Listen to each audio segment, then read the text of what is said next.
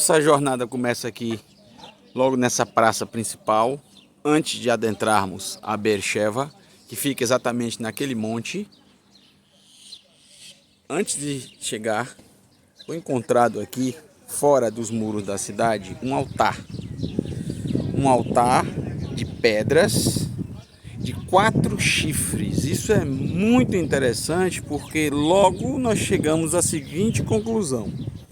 Esse não é o altar da época de Abraham, nem de Isaac e nem de Jacob. Porque na época eles não possuíam os detalhes de como seria um altar. Não existia isso. O altar tinha que ter 4 pontas, 4 chifres. Estão vendo aqui os 4 chifres? Isso foi passado para Moshe pelo Eterno. Os nossos pais sacrificavam, faziam sacrifícios em altares feitos de pedras, da forma que eles queriam fazer, que eles sentiam como fazer. Mas esse tipo de altar é um altar que é exatamente posterior ao Mishkan e até, quem sabe, durante a época do templo, do Beit HaMikdash. Esse não é o altar original, o original está no Museu de Israel, mas é interessante notar que em 2 Reis, capítulo 18, verso 4, segundo Melachim Bet, Shimon Ezre, Pasuk Arba, então 2 Reis, capítulo 18, verso 4, é sinalizado o caminho da idolatria, tanto em Dan, como também aqui em Yehuda, em Judá, exatamente nos altares, no altar aqui de Beersheba. Então havia sacrifício aqui em Beersheba, algo completamente proibido pelo Eterno. O único lugar que poderia ser feito o sacrifício era exatamente em Jerusalém, no Monte Moriá, ou no Mishkan, no tabernáculo, quando ainda não estava lá no Monte Moriá. Então nós observamos que a idolatria, a desobediência, não estava somente relacionada à tribo de Dan, como é citado no texto. Amós, capítulo 1, depois mais à frente um pouco, capítulo 6, capítulo 7, até no capítulo 8, se eu não me engano, ele fala sobre essa idolatria de Dan e sobre exatamente os sacrifícios feitos aqui também em Beersheba, que pertencia a Yehudá. Então todas as tribos estavam envolvidas em idolatria e desobediência, especialmente no período descrito de 2 Reis. Então nós vamos ver nessa cidade não só o período dos patriarcas, que viviam, quero lembrar, em tendas. Nós vamos ver uma cidade com muitas casas, fortificações, muros e muitos detalhes para nós aprendermos. Então, a cidade não parou no tempo, não ficou só com os patriarcas. Ela cresceu, ela foi fortificada. A cidade foi fortificada na época dos reis de Israel, justamente para ser uma cidade de defesa. Vou caminhar com vocês. Essa cidade foi, em 2005, declarada Patrimônio Imaterial da Humanidade, aqui em Beersheba, assim como outras cidades de Israel também, cidades bíblicas, tá? Então nós vamos subindo aqui, como se nós fôssemos viajantes agora. Então, caminhe comigo. Estou no deserto do Negev, estamos no deserto do Negev, o deserto mais seco de Israel, o deserto onde os nossos pais habitaram, Abraham, Isaac e Jacob, desde o nosso pai Abraão, quando ele fez o acordo com seu sobrinho Lot. Lot escolheu a outra mão, ficou com a parte de Sedom e Amorá, porque ele viu o Iardém, o Jordão, viu que a área era bem irrigada, e aí sobrou o Negev para o nosso pai. Então, caminhem comigo nesse deserto, Agora, as coisas mudaram bastante, viu, gente? Desde a época do nosso pai Abraham até hoje.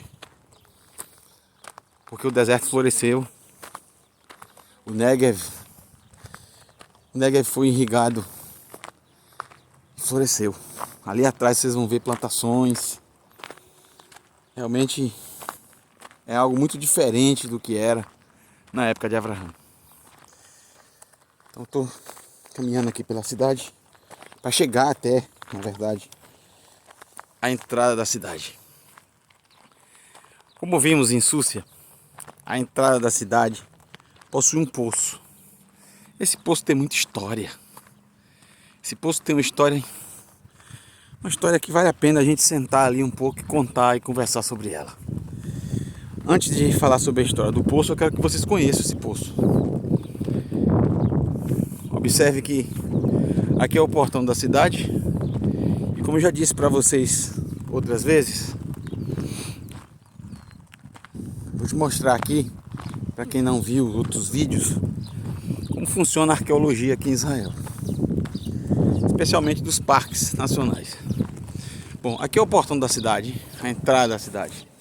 E aqui é uma linha, se vocês estão vendo, aqui.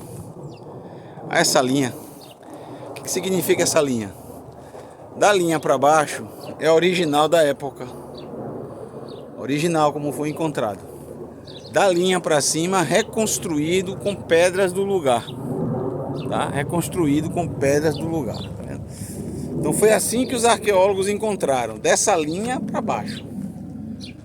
Aqui é, inclusive, é citado, tá? Linha de reconstrução. Bom, gente, eu quero com vocês, eu vou pegar aqui inclusive uma pedra do lugar. Quero mostrar a vocês aqui esse poço, que tem muita história, viu? Muita história mesmo. E vou mostrar primeiro o poço para vocês. Aqui, ó. Um poço gigantesco. Vamos soltar uma pedra aqui pra gente ver.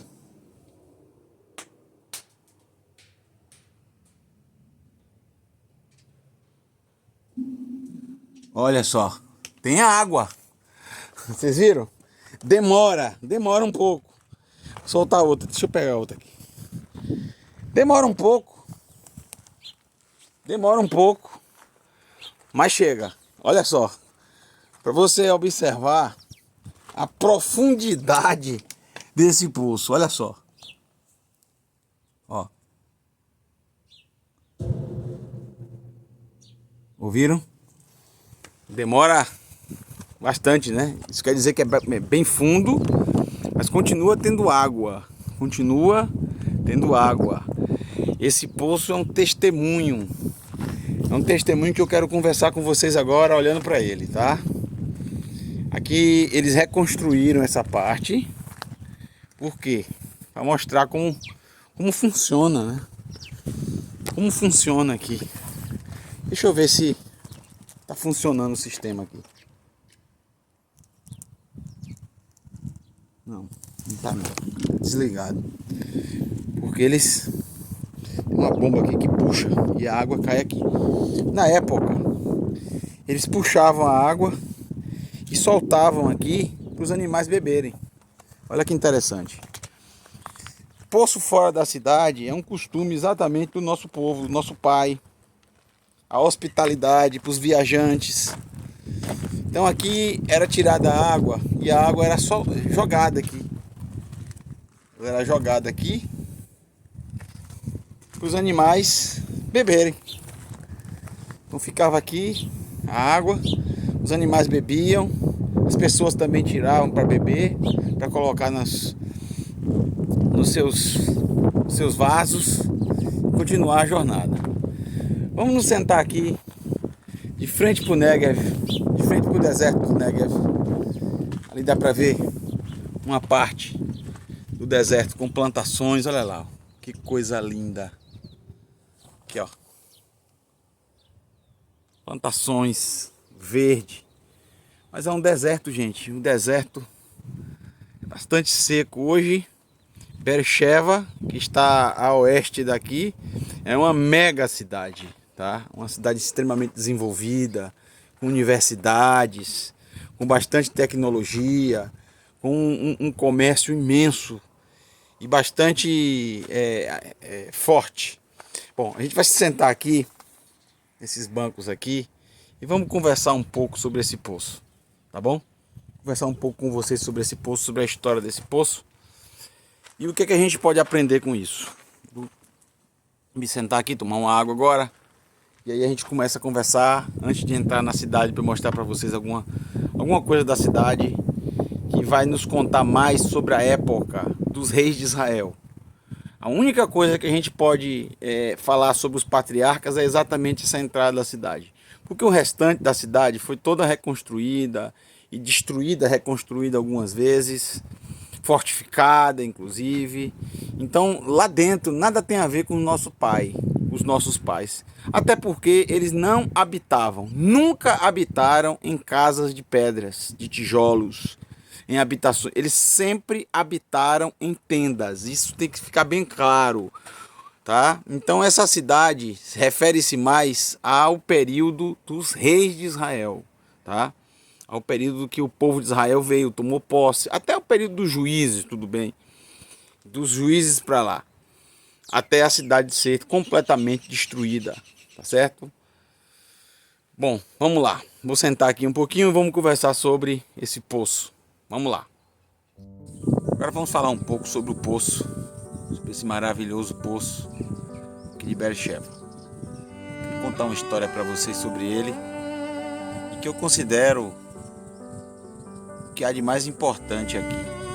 Muito mais do que os muros, muito mais do que as construções monumentais que foram feitas nessa cidade, as casas, as fortificações, o sistema de túneis de água e tudo mais. Eu quero falar de algo mais simples, mas de algo muito mais significativo do que as construções humanas. Eu quero falar sobre o que há de mais importante na vida humana, o que há de mais importante e a essência da Torá. Yitzhak, é dele que eu quero falar. Isaac, o segundo patriarca, o patriarca do meio, o patriarca menos citado na escritura, mas não o menos importante. Eu, por exemplo, considero um dos mais marcantes para mim, na minha opinião. É o que, de forma mais simples e singela, fala mais ao meu coração. E é sobre essa história que eu quero falar para vocês. A história de Yitzhak, que após a morte do seu pai, um homem incrível como Abraham, um homem de fé que deixou um legado imenso, e que Yitzhak precisava contar, viver, vivenciar, fazer a sua própria história. E ele fez. Ele fez através das dificuldades que a vida trouxe para ele e da forma como ele conseguiu lidar com elas. Tudo começa com a grande fome. Não como a fome do tempo de Abraão, outra fome diferente daquela, mas uma fome também. E Yitzhak, ele se lembra das histórias do seu pai, que quando essa fome veio até ele, o que é que ele fez? O que é que o pai fez? O pai deixou Canaã e desceu ao Egito, onde tinha comida, onde tinha alimento. E dessa forma sobreviveu. E ele fez a mesma coisa. Ele foi até a fronteira entre Canaã e Egito, que é onde residiam os filisteus.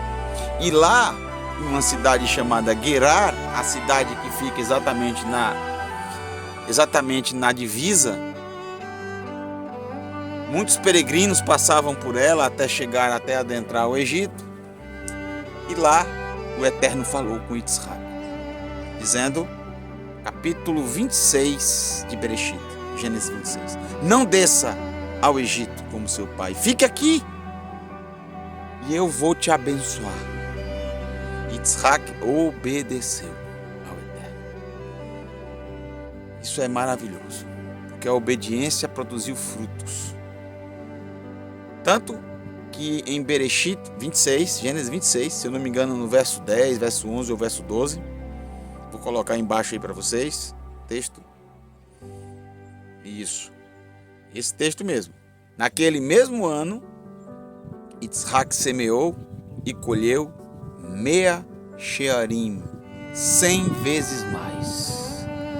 Naquele ano de fome, e quando ele começou a plantar, muitos disseram: que loucura, que maluquice, que doidice, você vai perder essas sementes, não vai dar nada, não tem água, não está chovendo, está tudo seco, as sementes estão morrendo. Cada semente que ele plantou, ele colheu 100 vezes mais. Isso trouxe prosperidade ao lugar, isso tornou Yitzhak o homem mais conhecido e falado da região, e o rei Avimelech, o rei dos filisteus, esse é o título dos reis dos filisteus, ficou com inveja de Yitzhak.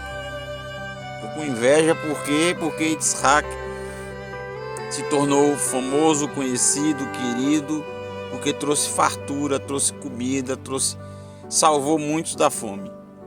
E o rei não suporta, o invejoso não suporta perder o seu lugar, o invejoso não suporta que alguém seja mais querido, mais famoso, ou como ele disse, maior do que eu. Então ele expulsa Yitzhak dali, que vai para uma parte próxima a Gerar, onde havia um córrego, mas lá, depois dele cavar e achar água num poço, os pastores de Gerar começaram a brigar, dizendo que era deles aquele poço e ele tem que ir para outro lugar. Novamente ele cava outro poço e brigam também: não é nosso, é nosso, é nosso. E Yitzhak não briga, não discute com ninguém, segue em frente, não baixa a cabeça, não desiste, continua em frente. Chega no outro momento, ele cava outro poço e os seus servos cavam o poço e novamente a briga. E aí os servos de Yitzhak dizem: não dá mais para a gente continuar fazendo isso. Toda vez a gente cava o poço, a gente acha, e as pessoas brigam, dizem que é delas. E aí? Yitzhak, ele mesmo vai, cava o poço, acha água. É a cidade de Rehovot que ele abre, que ele constrói, que ele dá início. Eles chamam do lugar de Rehovot, amplos espaços abertos. E ele vai mais adiante e chega em um determinado local bem afastado de Gerar. O tempo passa e aquele rei que havia expulsado Yitzhak por pura inveja sente falta da prosperidade dele e vai até ele, o procura, o busca. E Yitzhak, quando vê aquele homem chegando, não acredita. Aquele inimigo, aquela pessoa odiosa, cheia de inveja, carregada de ódio, o procura. E o que é que ele faz? Essa é a grande mensagem desse poço. Essa é a grande mensagem do nosso patriarca. Essa é a mensagem central da Torá. Essa é a mensagem de Yeshua. É a mensagem que Yeshua trouxe como a essência da Torá. Não faça mal para aqueles que te fazem o mal. Ou seja, não pague o mal com o mal. Se alguém te amaldiçoa, o abençoe. Ore por aqueles que vos perseguem. Então o que é que Yitzhak faz com aquele homem que o expulsou? O convida para um banquete. Dá para ele um banquete. Dá para ele um alimento farto. O recebe bem. E depois eles se despedem. E assim que eles se despedem em paz, vem a notícia dos servos: encontramos água. Encontramos água, e são águas vivas. Exatamente esse poço, que até hoje tem água. Até hoje tem águas vivas.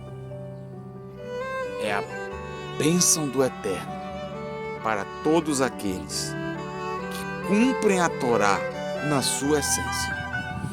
Ou seja, se o teu inimigo te pede água, te pede comida, você deve dar para ele.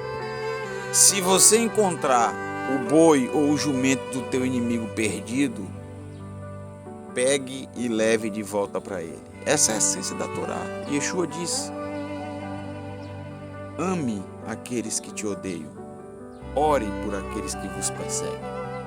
Essa é a essência da Torá. Esse para mim é o principal significado dessa cidade, esse poço maravilhoso.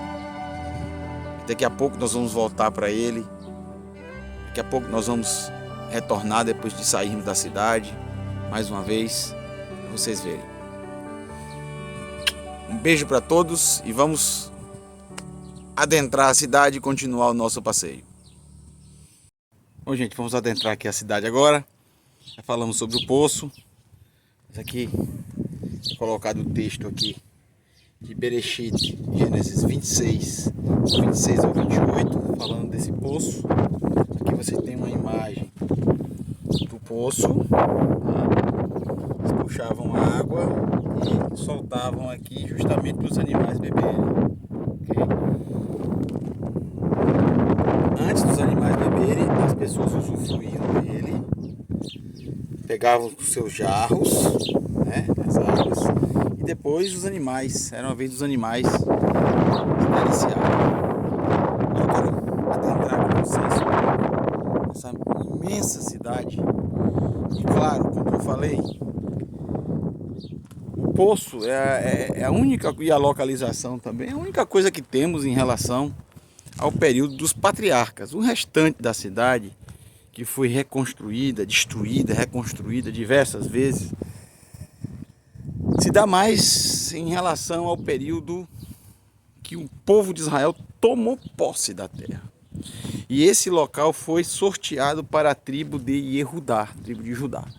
Então aqui fizeram uma cidade fortificada, com muros, com sistema de drenagem de água, com túneis subterrâneos. E ali em cima, vocês estão vendo, tem pessoas ali, a torre de vigia, ou seja, era uma cidade constantemente atacada, porque aqui está bem próximo do território dos filisteus. Como eu disse, aqui está bem próximo de Gaza. Gaza, uma das principais cidades da época dos filisteus. Então, o sítio arqueológico é muito grande. Eu vou mostrar a vocês algumas partes aqui, tá? Só para vocês terem noção do que era essa cidade. Uma cidade que se mostrou bastante idólatra, por isso foi destruída, tá? Teve bastante idolatria aqui.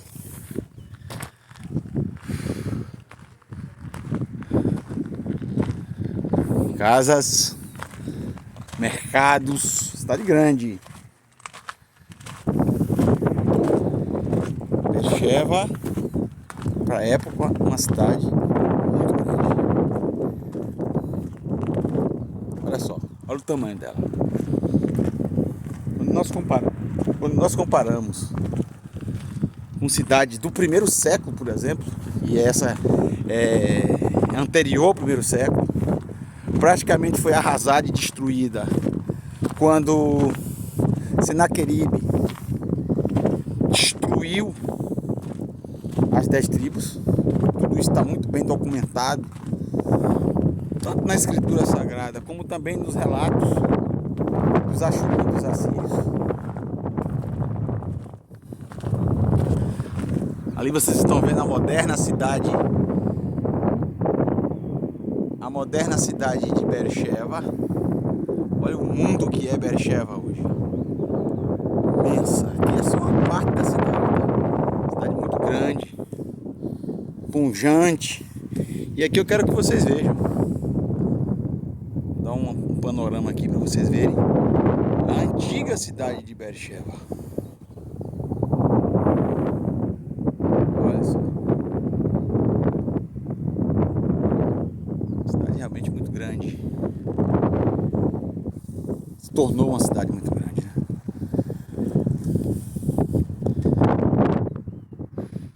Deserto do Negev. Olha que diferença que é hoje. Hoje o deserto floresceu. muitas árvores frutíferas. Olha lá, parece uma floresta, né? Parece uma floresta. Isso é um sonho. Isso é um sonho bíblico que se concretizou. Esse sonho, inclusive, foi o sonho de David Ben-Gurion. Ele sonhou com isso. Ele disse que o Negev era o futuro de Israel. Não tinha por que o Negev continuar como era no passado, totalmente improdutivo. E ele chamou diversos cientistas para o Negev para estudar como eles iriam conseguir fazer o Negev florescer. E muitos, mas muitos mesmo, disseram: é impossível. Esse lugar é muito seco, um dos lugares mais secos do planeta Terra. Não tem como. E ele dispensava e chamava outros, até que deu certo, né? Começaram a plantar florestas, uma, depois outra, e, de fato, o Negev floresceu. É maravilhoso caminhar. Tanta história. E de tantas histórias que existem aqui em Beersheba, a que eu quero manter na minha mente, no meu coração, é a história de quando não existia esses muros, essas pedras. É a história dos nossos pais, os patriarcas, que tanto nos inspiram, que viveram aqui em tendas, que se alegravam com um pouco e que fizeram muito mais do que esses fizeram aqui, com tanta estrutura. O ensino que eles nos deixaram, especialmente o nosso pai Yitzhak. É o que eu quero que vocês fiquem na mente. Por isso eu quero terminar a nossa jornada aqui em Beersheba, exatamente aqui nesse poço. Vendo os passarinhos aqui. Vou deixar para eles aqui um pãozinho. Um pedacinho de pão aqui, para eles se alimentarem. Foi a sobra do meu almoço. Pronto. Alimentem aí, daqui a pouco eles vêm aí alimentar. Quero jogar só mais uma pedra com vocês, pra gente terminar. Vamos jogar a pedra aqui e contar o tempo. Vamos lá, deixa eu procurar uma pedra aqui. Isso, é pra vocês comerem mesmo, pode comer. Deixa eu procurar uma pedra. Pronto. Pegar aqui. Pronto. Agora vamos lá, nós dois. Eu e você, que tá assistindo aí. Vamos lá, vamos junto comigo. Vamos junto comigo, vamos.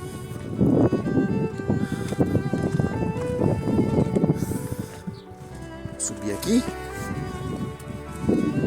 Pronto. Agora, vamos contar junto, viu? Vamos lá. 1, 2, 3, 4, 5, 6. 6 segundos. Ó. 1, 2, 3, 4, 5, 6. 6 segundos. 6 segundos. Pronto. Joguei 3 pedras representando os 3 patriarcas: Abraham, Yitzhak e Jacob. Ai, gente, que lugar maravilhoso. Que testemunho maravilhoso aqui. E como eu sou feliz e privilegiado poder estar exatamente no poço do juramento, no poço da plenitude, no 7º poço. Como eu sou privilegiado, eu agradeço ao Eterno, mesmo sem merecer. Ele me trouxe aqui e a única coisa que eu posso fazer para retribuir é compartilhar com vocês estes lugares, estes ensinamentos, esta alegria, esta emoção. Pronto, eu já não consigo mais falar não. Shalom. Desde Beersheba.